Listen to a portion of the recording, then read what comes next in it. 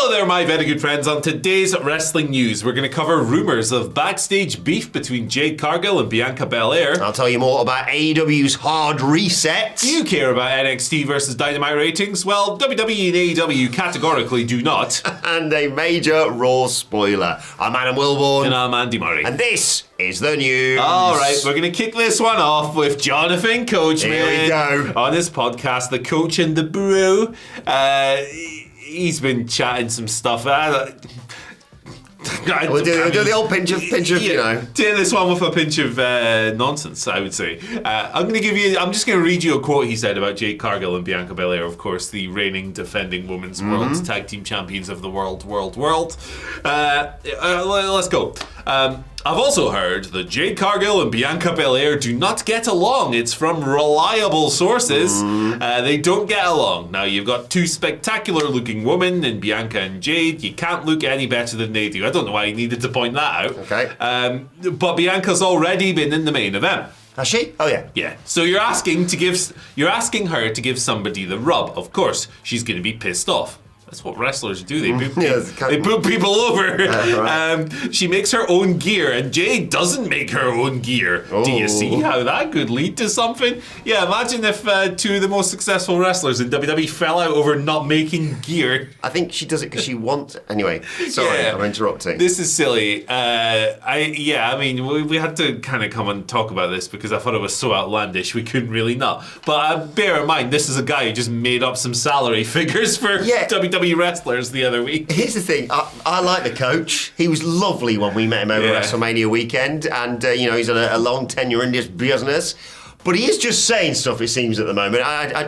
He claims to have sources to back this up, so fair enough. But yeah, the Becky Lynch wage figure, which WWE said if she'd have asked for that, we'd have snatched her hand off. Yeah. She's on way more than that, and as she should be, by the way. And now this. I'll say this, even if what Jonathan Coachman says is true, they hide it really well. Yeah, they do. Because they work brilliantly as a team in kayfabe. They do loads of stuff together. They've been together for a long time. There was the opportunity. They dropped the titles. There was the opportunity there to just go, you know what? We don't get along, so should we just stop doing this? And then just go, yeah, we'll find another way to set you up because presumably that match is going to WrestleMania. Yeah. I know eventually they are going to be like, oh, bloody you, let's fight at WrestleMania. We all know where this is heading, but I don't know whether or not it's true that backstage they're like, oh, pay for your gear, will you? Yeah, get somebody else to make it. I think Bianca doesn't she just have a passion for making her own gear? And that may have stemmed from her early days in wrestling, whereas Jade, as all wrestlers do,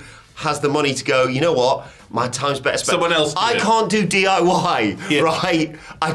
If it really needs to be done, I just pay someone who's qualified to do it. Yeah. And the same may apply to, maybe Jade, if she had the time, would. She's a parent, isn't she? Yeah, she's got a lot going on.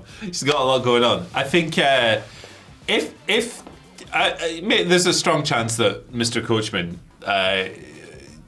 did hear this and just, put it out there into the world. But I don't know. But at the end of the day, right, if wrestlers don't get along, but it still works on screen. Well, yeah. Doesn't matter. No. Really, it doesn't matter. It's going to be a huge Mania match. Yeah, they're going to do it eventually, and they've been paired on screen for the vast majority of this year, and it's working pretty well. And they've changed the dynamic quite nicely. Sometimes it's Jade, the one getting beaten down, and Bianca getting the hot tag. Sometimes it's the other way round. I think there's been last night. Spoilers. There's an opportunity. There's been opportunities to say, right, let's just drop the titles now and we'll start the build to WrestleMania if you two can't get along that much. But even if they don't get along, like you say, they work really well as a team in matches. So who cares? And storylines work for them. So so who knows? Maybe they'll rebut this, or maybe they'll just go, okay, bye, and just ignore it. That's what I would do, probably. Says the guy talking about it on a video. But yeah, there you go. Maybe not. That's my analysis. Yeah, there you go. Complete. Maybe that tag team could do with a hard reset, Andy. Oh my! I don't really know what that means in relation to Bianca and Jay, but regardless, speaking of hard resets, AEW's undergoing one right now, according to one John Moxley. Actually, yes. Good. He has been chatting with the New York Post, saying basically August 28, 2024, when he returned from his hip injury, is day zero, and that AEW has been getting a hard reset and a complete restart ever since. He says, I have a dream, a vision, something I can see. I see a world where everyone is successful, where everyone can be successful. Someone's got to lose matches, John. Not everyone can be. Where their talents are fostered and their growth is fostered. Talents are set up for success and set up for growth to be whatever it is they can be. Where their strength are brought to the forefront and utilised. And we mine their value out of them and give the opportunity to be whatever it is they can be. He also discussed an incident earlier this year where a backstage person said something that led him to believe AEW is not doing enough to develop young talent.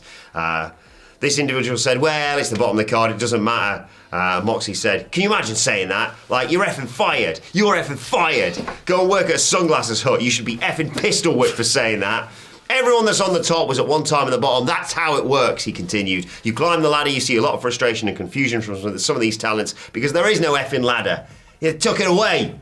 And in place, they put loads of steel chairs or something, I don't know. They don't know what to do, they're just kind of wandering in the desert. We're going to grab them by the shoulders and we're going to walk them. He's advertised to seize the Superstation TBS on Dynamite this week as he continues his reign of terror as champion with the Death Riders heading towards Orange Cassidy, of course, at Full Gear. Full Gear.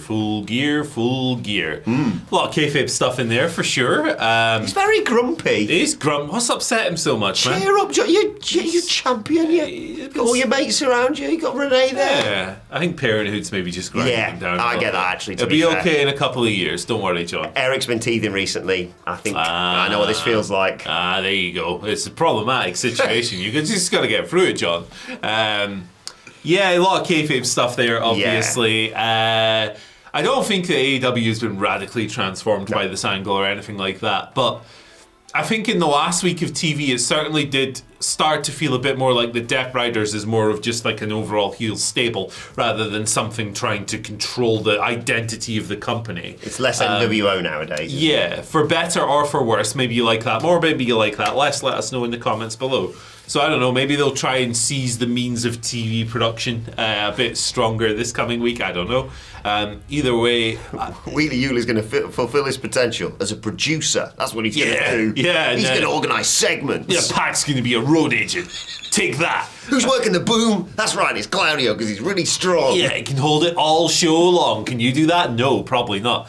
The Continental Classic is soon. That'll be good. Look, I'll be honest, I'm more interested in the Hurt Syndicate storyline, to be perfectly honest. Yeah, I like them a little bit more than the Death Riders at the moment, but I do like them both. I'm glad it's not all-encompassing, though, because it would muddy the waters, wouldn't it? I do kind of prefer the fact they've kind of brought it, taking it a little bit away from it in. We're taking over the whole show and what have you. I get it. I get what they're trying to do. And it's good that it's being used as a sort of conduit to bring up the talent we've all been hoping for quite some time. Your Daniel Garcias, your Darby Allin, obviously, eventually one would assume. Eels, yeah, all them. Yeah. But I think it would have been even more complicated had they be like, we're going to reset AEW, we're restarting everything. You're like, right, but when's... I really care about Bobby Lashley. When's he going to get a go? Yeah. It's tough. I think one of the things with AEW storytelling at the moment is that oftentimes you might get invested someone over the course of like a month or whatever, and then maybe they'll drop off a little bit. Happens quite a lot.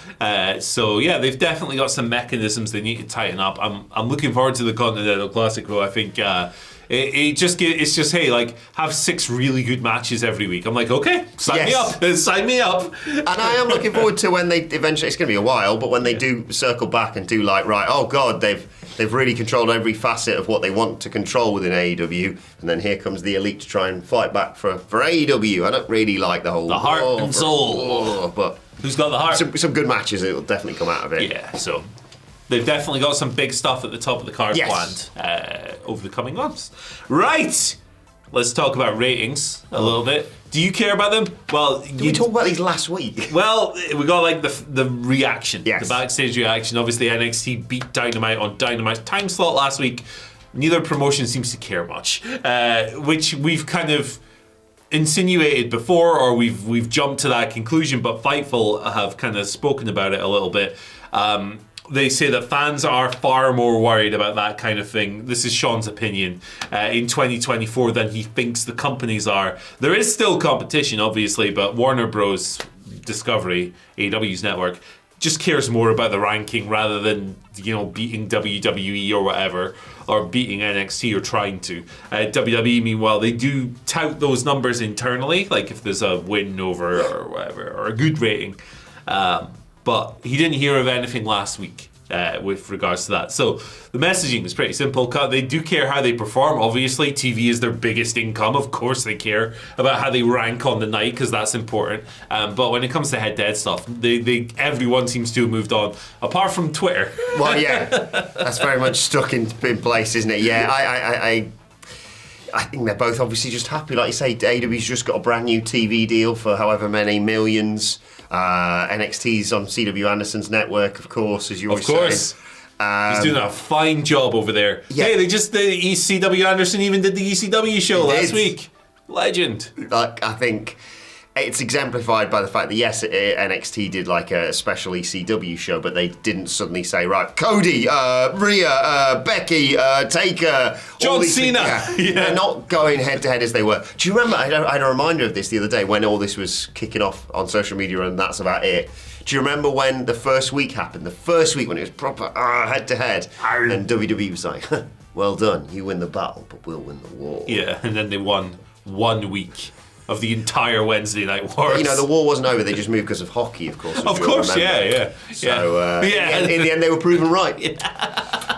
Legento. I just don't care anymore. Yeah, me neither. But what I do care about is spoilers from Monday Night Raw. And if you're thinking, oh, it's all right, I've watched this week's Raw. It's not from this week's Raw. It's from next week's Raw. So there's your warning. Timestamps, although this is the last thing we're going to be talking about. So thanks for watching if you're going right now. Yeah, I'll watch the outro. It'll be stick around for like really good the outro ads at the end or whatever. But spoilers for next week's Raw because that's been taped because they're giving them all bloody time off, bloody part-timers.